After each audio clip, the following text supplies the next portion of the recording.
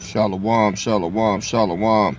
Barakatah Yahweh Bashem Mashiach Yahushai Bashem Kakadash. Peace, blessing, and power to the Father of lights, Yahweh, and his beloved Son, Yahweh Shai. Peace and power and love to the throne of King David and to you out there, the true sons and daughters and the elect of the Most High. Bid you greetings, peace, and salutations as we continue on with our study on the Salems Story. All right, the kingdom of Melchizedek. We're here today for more daily edification on the matter. All right, for your understanding and prosperity. All right.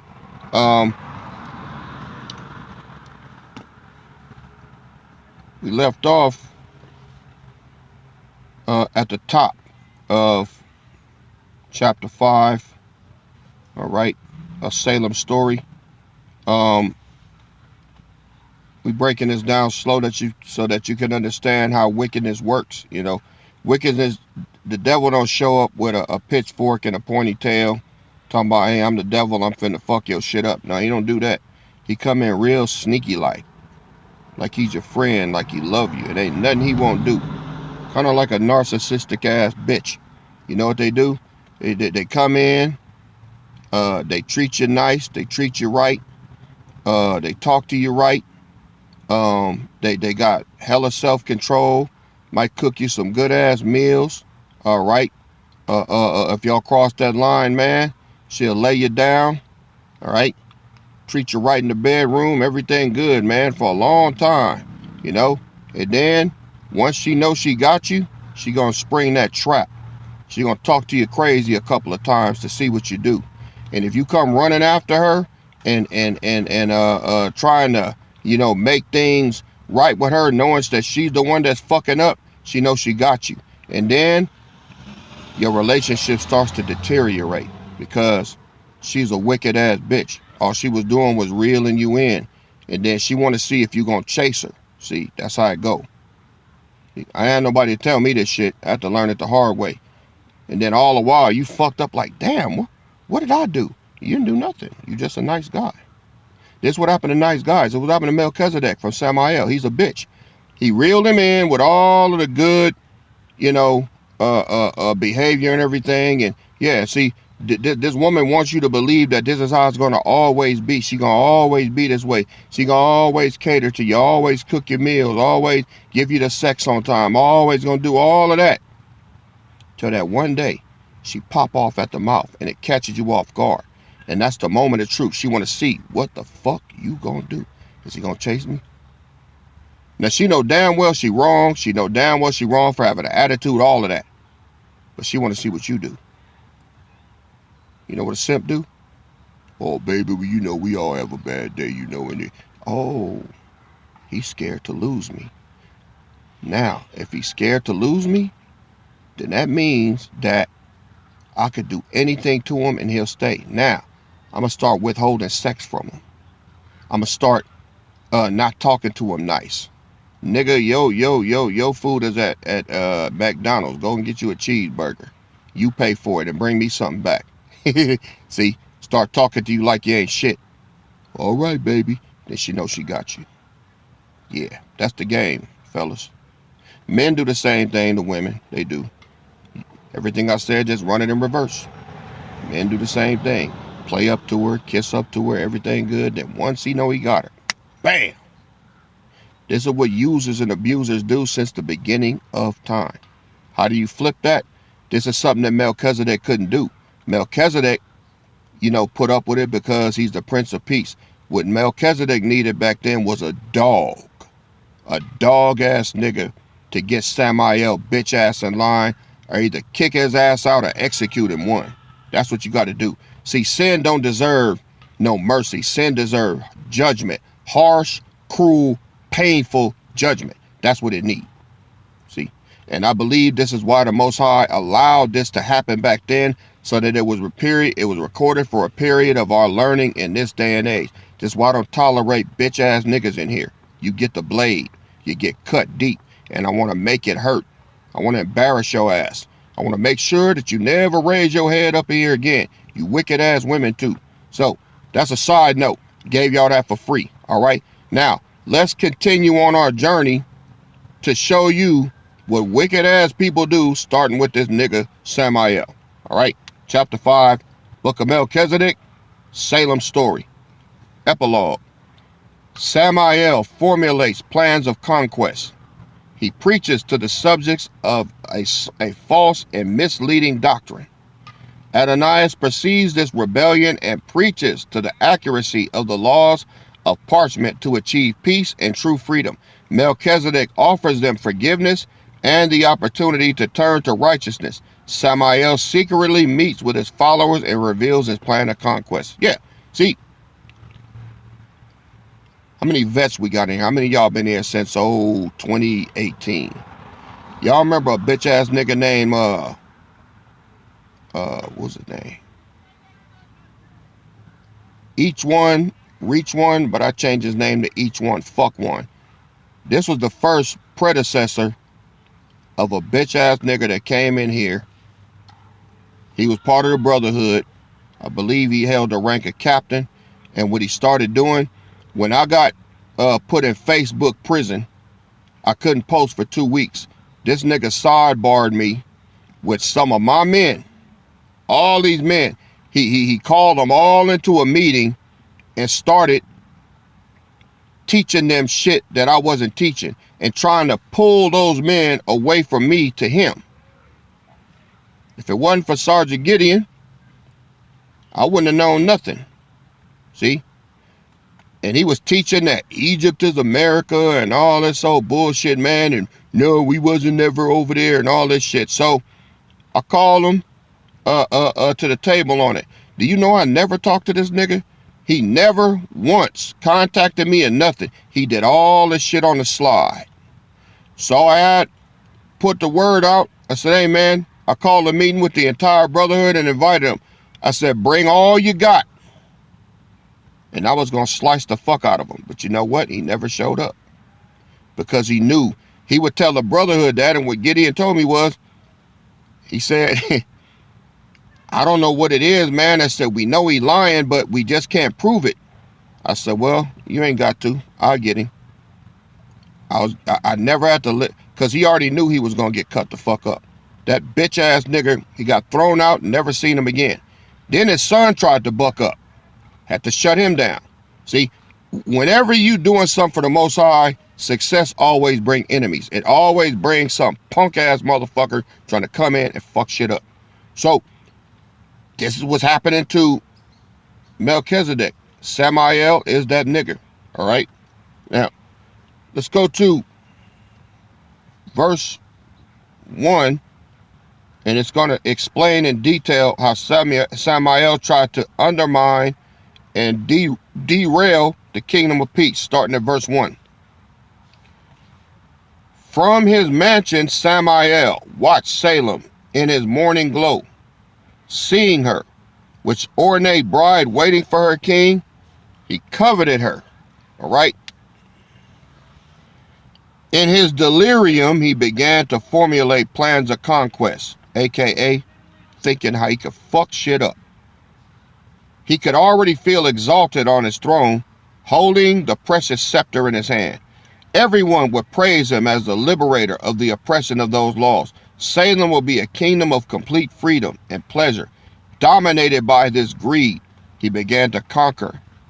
Plans of conquest. See, the nigga had a mansion. He had the scepter.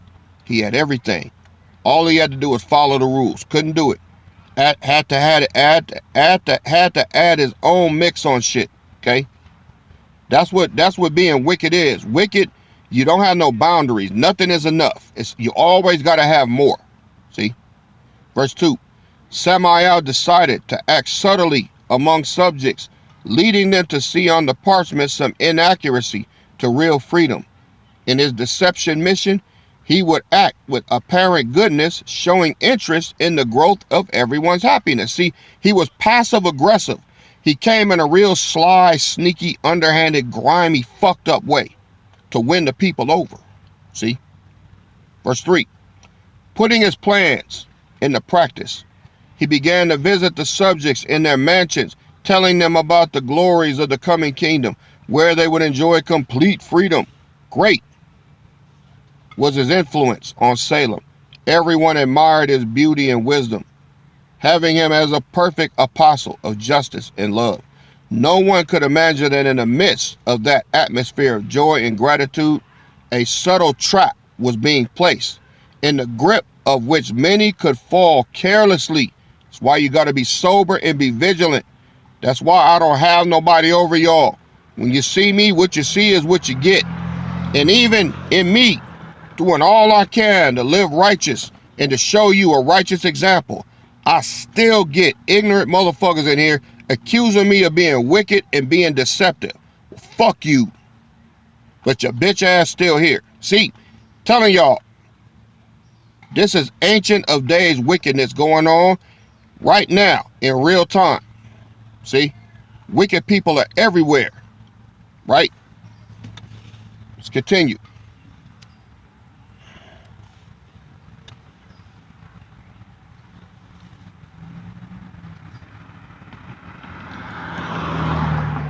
Verse 5.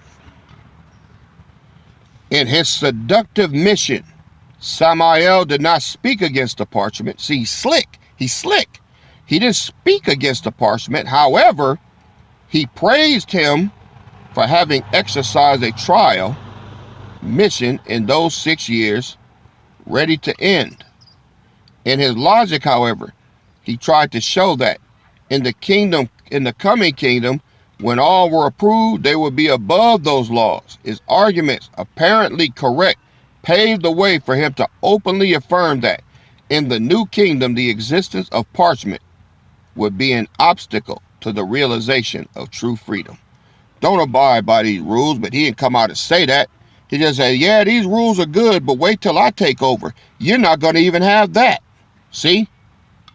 A fucking demon, man. The seeds of rebellion thrown by Samael would soon germinate in the hearts of many in Salem. This happened 6 months after Yom Kippur, when everyone's destiny would be sealed. A third of the inhabitants, seduced by the terrible deception, now exalted him in complete disregard of the laws and the prince, whom they judged as outdated. Adoniah, who suffered when he saw the rise of all this rebellion, summoned the subjects to an emergency meeting. On the face of all you could see the contrasting provisions. Verse 8. In a compassionate voice the king began to reveal to them, as he had never done before, the great importance of the laws recorded on the parchment, showing that they were the basis of all the prosperity and peace. If such laws were excluded, all happiness and glory would be extinguished, leading to chaos. Verse 9. After showing the need for the laws, Melchizedek, moved by a strong desire to save those he loved so much, lifted the scroll in front of everyone and, in a voice full of goodness, offered them forgiveness and the opportunity to start again on the path of peace. His words moved everyone, making even Samael himself motivated at first. However, pride prevented him from repentance again. What I tell y'all, I don't care how many times you try to give somebody wicked a chance, they're going to always revert back to being that wicked, ignorant ass bastard. In this way, the honest subject, when he could still look regrettably toward the scroll, hardened his rebellion, deciding to continue until the end. This decision, however, would not manifest it properly, for he had idealized a treacherous plan. He had a plan in motion, y'all. Verse 10. At the end of the opportunity meeting, Samael summoned his followers to a secret meeting, which was held under the blanket of the night next to the Cedron Creek that was outside the walls of Salem. After cursing the parchment and all those who defended it, he began telling them about his plans for revenge and betrayal. He's finna move into phase 3. Verse 12. As you know, the 6 years of trial are running out, subtracting, as of today, 24 weeks for the day of the coronation. If you would like to have me as king instead of Melchizedek, I can steal your scepter, taking over the kingdom. Samael began to explain to them the betrayal launches, giving them the upper guidance on how to act from that date. Verse 14, we need to maintain an appearance of fidelity of the parchment and the prince until it is time to act. See, a dirty ass nigga. The blow will be given on the night before the coronation day. At midnight, we sneak away from Salem. I will steal the scepter that night, and together we will flee to the deep valley where the cities of Sodom and Gomorrah are. There we will arm ourselves and march against Salem, subjugating our enemies. We will end then with the Pergamino and with all those who refuse to pay obedience to our government. So, this punk ass nigga had a plan to derail and undermine the city of peace, cart everybody off to himself, all right, and run shit the way he want to. And you know what would have happened had he got to do that? He would have turned that kingdom into a lot of bloodshed and violence and bullshit, because peace is not in his heart. See, I've had the same. Do y'all know how many people that come through here, got on, even been part of the brotherhood, master teachers, right? Learned everything. And guess what? Slowly but surely, they tried to start doing their own videos, which I don't have a problem with, but they started trying to compete with me. And they would start hitting brothers up. Hey man, hey, what's going on? I put up a video yesterday and only got 5 views. Competing with me. Now, you can do that. Go ahead and put your videos up. I'm not jealous. I'm jealous at all. But the problem is, wasn't nobody listening to them. Because all you're doing is teaching them what I taught them already. But they want to do it. They want to do it. They want to be the ones. And they're doing it for the wrong reasons. They're doing it to be seen and to feel important, because it's a thing of pride. Just like Samael. They got that Samael spirit. So when the brothers wasn't watching their shit, they start getting mad, getting in their feelings. Why ain't nobody listening to my videos? With me, I'm on the flip. I mean, look, I don't bat at nothing under 500 for my videos, and that's on the low end. You know, my numbers have actually dropped. It used to be 13, 14. Now it's dropped to like 800, 900, but I think that's because of so many that I put out. A lot of y'all on to the next one before you even get to the ones that I didn't put out. But it's okay. You get it where you get it. I just scattered the seed. I don't give a fuck who get it and who don't. But I put it out there for those that want it. If you want it, it's there. It's like cookies being set out for Santa Claus. I'm just playing. I don't believe in no Santa Claus. But look here. Y'all know what I mean. I put it out there for those that really want it. But I'm not sitting back mad because so-and-so didn't watch it and so-and-so did. That ain't up to me. All right? I don't give a fuck about the numbers. I really don't. I'm just doing the work. But Samael and niggas like him, they're not doing it for the work. They're doing it for the glory, and so that they can feel important, and so that they can have some sense of pride to get lifted up on, and hopefully come in here and try to take everybody that I've worked so hard to edify. And my words have always been, if you want to be Samael and people want to follow you, go ahead. Go with them. I had people call me false teacher. He ain't this. He ain't that. He don't know this. I know the Bible better than you. Well, good. Good. Know the Bible better than me. Go teach. But although I'm not hung up on numbers, numbers don't lie. A lot of people saying that, they can't get nobody to listen to them.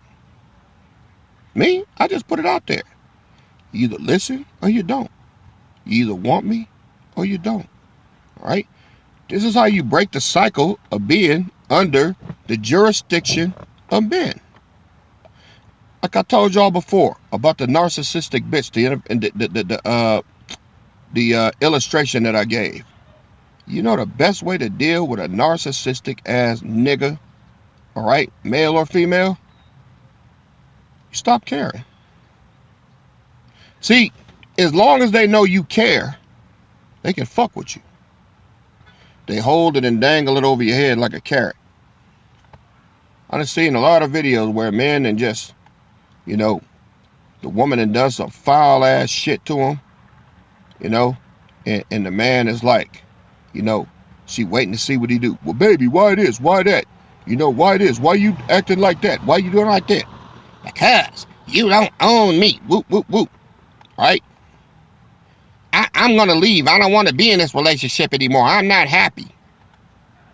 Now, the bad part is, this is why a lot of women drive men to marry them. Because they already know when they go to that altar, they're not going to honor it. They're going to only honor it to a certain point where they can take his money at the end. See? That's why a lot of niggas ain't getting married. I mean, I ain't being hypocritical. I'm married. I've been married for a long time.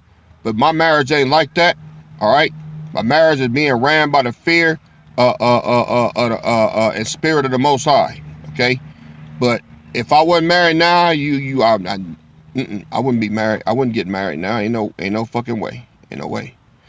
This is how you keep your control, man. You don't marry her ass. You keep her right there. If she want to leave, let her go. Well, if you don't marry me, I'm leaving. Bye. Bye, Felicia. You know, you got to keep your power like that.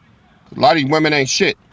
They want to get you in there so that after a certain amount of time, they leave and they take your money with them.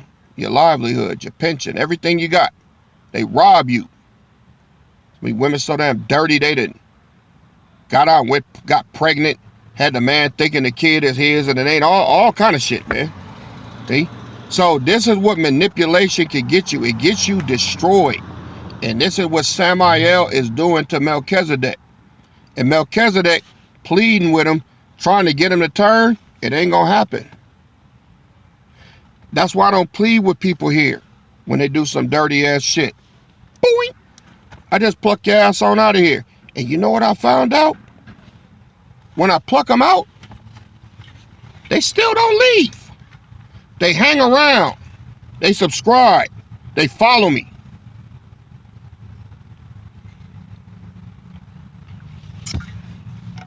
You know why they follow? I'm just going to say it.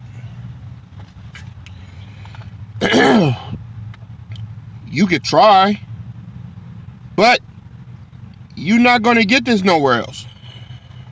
I know. You're not. Because if you could get this anywhere else, then people wouldn't call me crazy for speaking it. But because nobody else is speaking it, this doctrine goes against the grain of everybody out there. Christians, Muslims, so-called Israelites keeping the law of Moses. This doctrine goes against everybody and it's winning. That's why people are here. They want the truth. All right? Bible says to speak the word in spirit and in truth. You're not going to get no lies here. You're not going to get no deception here. Now, do I fuck up sometimes? Yeah. Will I admit it? Sure will, and keep it moving. But you got people so hell-bent here trying to find some type of glitch or some type of fallacy in what I'm doing. They'll hold me to something that they can't hold me to.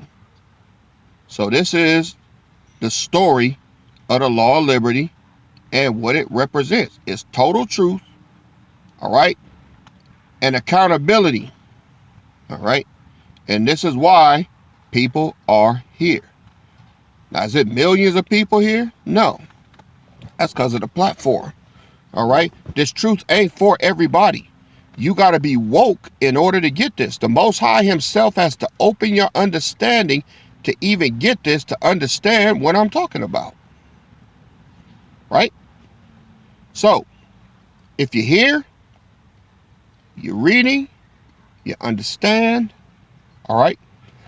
All praises. If you're here, thinking that you're finna undermine some shit like Samael, you want to come and make this all about you and try to steal somebody's shine, which I ain't calling myself shine, but, you know, they got people that got love for me here. They got people that listen to me here. They got people that trust me here, that trust my words, that trust my advice, that trust everything. And these niggas don't like that. They want to be that man without the work, though. See? Samael is a dangerous ass nigga, and his spirit is still alive and well today. He in your families, he on your job, he in your neighborhood. Got a bunch of Samaels in his body. But guess what? We got an antidote for his ass in this day and age. All right? We got an antidote. And that antidote is judgment. All right?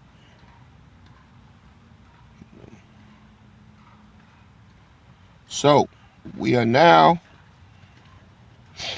going to embark into Salems Story chapter 6. All right? Chapter 6. We will begin picking up on that reading on our next lesson. All right.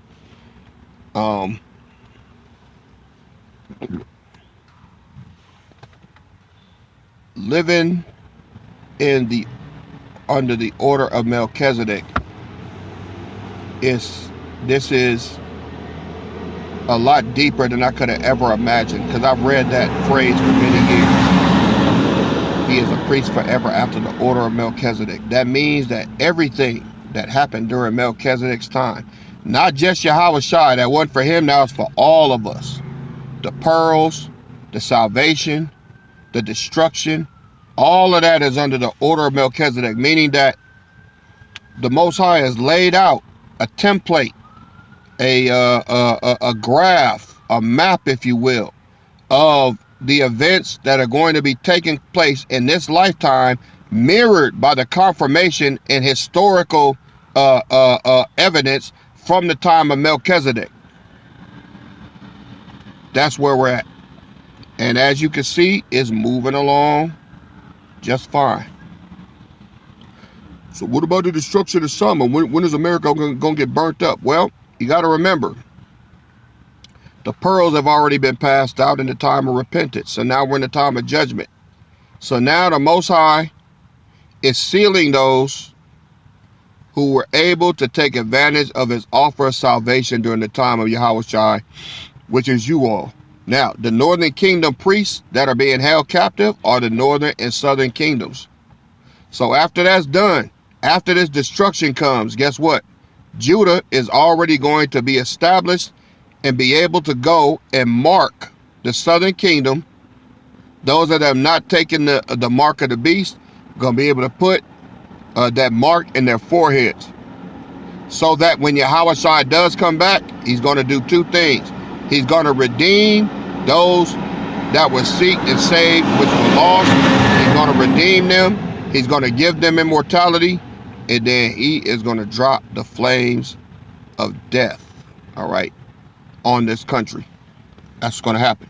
So, what are we waiting for? We're waiting for the royal house of Judah to be elevated to king status, because what did he say? He said that he shall save the tents of Judah first, all right? So we got to be saved first to the utmost. The Father of lights is going to turn us up. Yahweh Shai is going to turn up the northern kingdom. All right? So that's where we at. So those of y'all that are hard nuts to crack that don't believe it, hey, continue to sit and shit on yourself. It's coming. But for right now, we're going to go ahead and break this lesson off. Let y'all edify. I'll be working on the next installment of Salems Story. All right? Barakatah Yahweh Ba'Shem Mashiach Yahweh Shai. Peace, blessing, and power to the Father of lights and his beloved Son Yahweh Shai. Peace, power, and blessings, and eternal salutations to the throne of King David, and to you, the royal house, the sons and daughters, the chosen sons and daughters, all right, and the elect of Israel. All praises. All right, this is your King and Shepherd KD.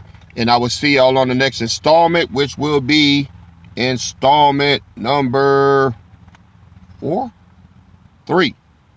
We're going to pick up in Salems Story chapter 6, right? So all praises. See y'all on the next go round. KD out. Shalom.